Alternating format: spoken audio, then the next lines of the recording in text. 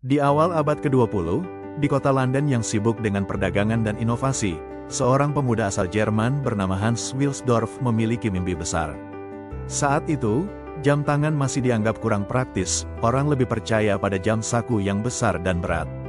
Namun, Hans melihat masa depan yang berbeda, ia ingin menciptakan jam tangan yang elegan, presisi, dan bisa diandalkan di segala situasi. Pada tahun 1905, Hans bersama saudara iparnya, Alfred Davis, mendirikan sebuah perusahaan kecil bernama Wilsdorf dan Davis. Awalnya mereka hanya mengimpor mesin jam dari Swiss dan memasangnya di casing jam yang dibuat di Inggris. Namun, Hans tahu bahwa sekadar menjual jam tidak cukup, ia ingin menciptakan identitas yang kuat. Lalu pada tahun 1908, ia menemukan nama yang singkat, mudah diingat, dan terdengar mewah di berbagai bahasa, Rolex. Konon, Hans ingin sebuah nama yang bisa diucapkan hanya dalam satu napas, sederhana namun memiliki kekuatan. Rolex pun tumbuh dengan reputasi yang cepat. Tahun 1910, salah satu jam tangannya menjadi jam tangan pertama di dunia yang mendapatkan sertifikat presisi kronometer resmi dari Swiss. Itu membuktikan bahwa jam tangan, meski kecil, bisa seakurat jam saku. Inovasi demi inovasi muncul.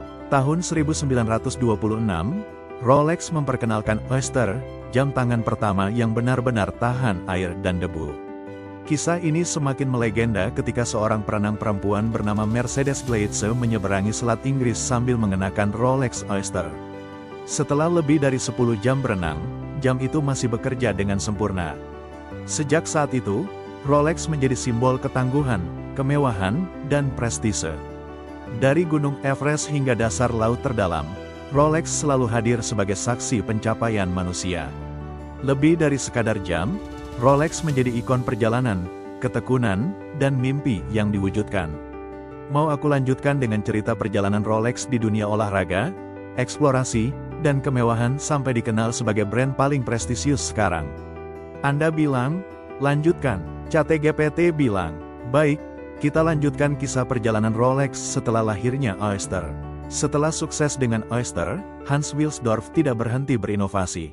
Tahun 1931, Rolex kembali mencetak sejarah dengan menciptakan mekanisme perpetual rotor, mesin otomatis pertama yang bisa mengisi daya jam hanya dengan gerakan tangan pemakainya. Inovasi ini menjadi fondasi hampir semua jam tangan otomatis modern hingga sekarang. Rolex semakin identik dengan petualangan dan pencapaian ekstrim.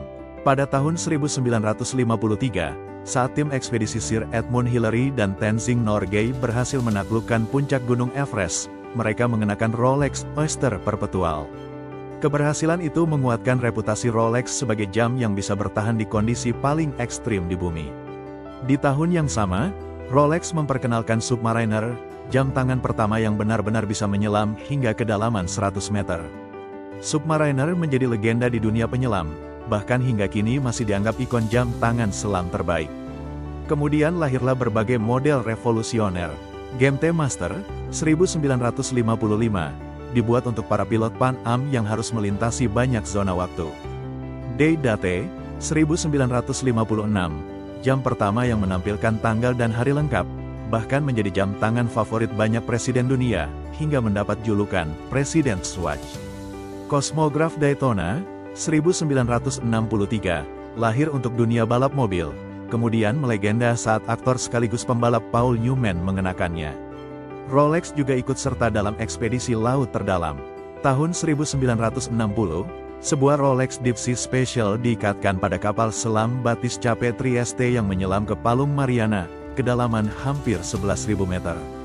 Hasilnya, jam tersebut tetap berdetak normal meski berada di tekanan laut yang luar biasa. Seiring waktu, Rolex tak hanya menjadi simbol daya tahan, tetapi juga kemewahan dan status sosial.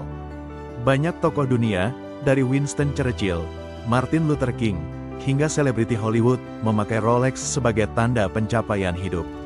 Kini, Rolex berdiri sebagai salah satu merek paling dihormati di dunia. Produksinya tetap terbatas, kualitasnya dijaga dengan standar tinggi, dan setiap jam yang keluar dari pabriknya dianggap sebagai